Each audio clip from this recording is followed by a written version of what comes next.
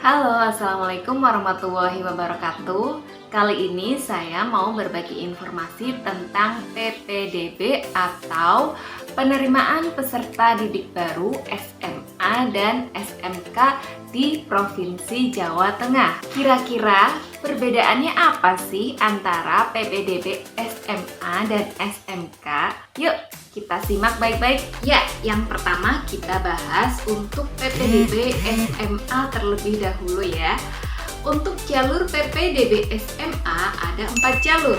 Yang pertama yaitu jalur zonasi, yang kedua jalur prestasi, yang ketiga jalur afirmasi, dan yang keempat adalah jalur karena perpindahan orang tua atau wali. Kita bahas satu-satu yuk. Untuk yang pertama yaitu jalur zonasi. Jalur zonasi adalah pembagian wilayah calon peserta didik berdasarkan jarak atau radius domisili sesuai dengan alamat yang tertera di kartu keluarga dengan instansi SMA yang akan didaftar. Untuk kuota jalur zonasi di SMA itu mencapai 55% dari jumlah total kuota yang ada. Jadi hampir separuhnya sendiri, itu lebih dari separuhnya berarti ya, itu dari jalur zonasi. Maka bagi adik-adik yang ingin mendaftar SMA dan kebetulan satu wilayah dengan SMA yang akan didaftar, maka kemungkinan besar akan diterima. Yang kedua yaitu melalui jalur prestasi. Di SMA sendiri jalur prestasi kuotanya hanya 20%, jadi lebih sedikit dari jalur zonasi yang jumlahnya mencapai 55% ya. Yang ketiga yaitu jalur afirmasi. Jalur afirmasi ini sasarannya yaitu untuk keluarga ekonomi tidak mampu, disable, atau tenaga kesehatan COVID yang ditentukan oleh Dinkes Provinsi.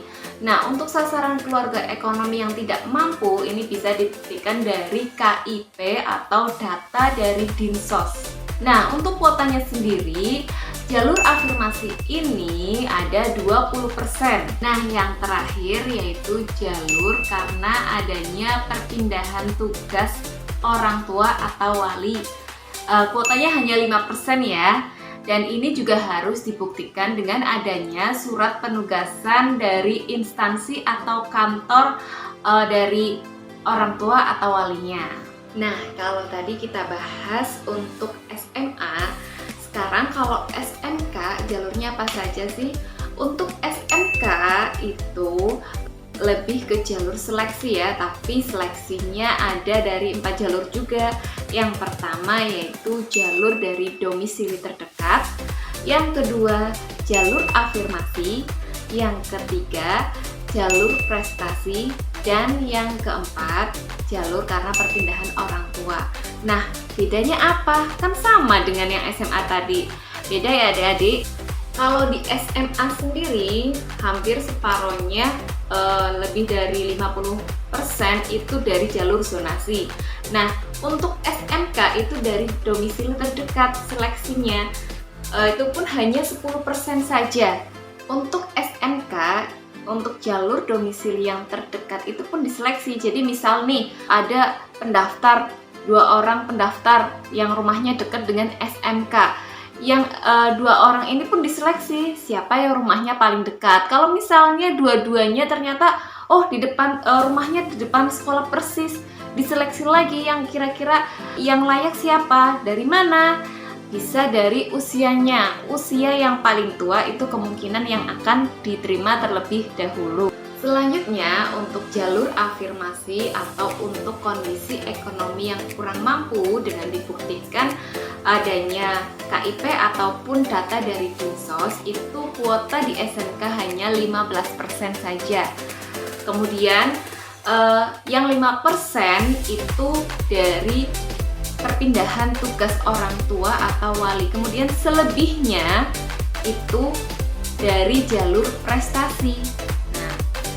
Jadi bisa kita simpulkan ya, Kalau SMA itu lebih banyak ke jalur zonasi, sedangkan kalau SMK itu lebih banyak ke jalur prestasi dan lebih diseleksi. Untuk pembukaan pendaftaran PPDB SMA dan SMK sendiri dibuka pada tanggal 21 Juni tahun 2021 pukul 7.00 di website ppdb.jatengprof.go.id. Namun, kalian harus verifikasi dan rilis token terlebih dahulu antara tanggal 14 sampai tanggal 19 Juni.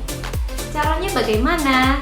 Kalian bisa langsung masuk di website ppdb.jatengprof.go.id, kemudian masukkan berkas-berkas yang diminta dengan format PDF ukuran maksimal 1 MB.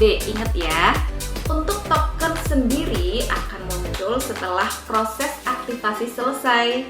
Baru token itu bisa digunakan untuk pendaftaran PPDB online. Nah, itu tadi info PPDB SMA dan SMK di Provinsi Jawa Tengah.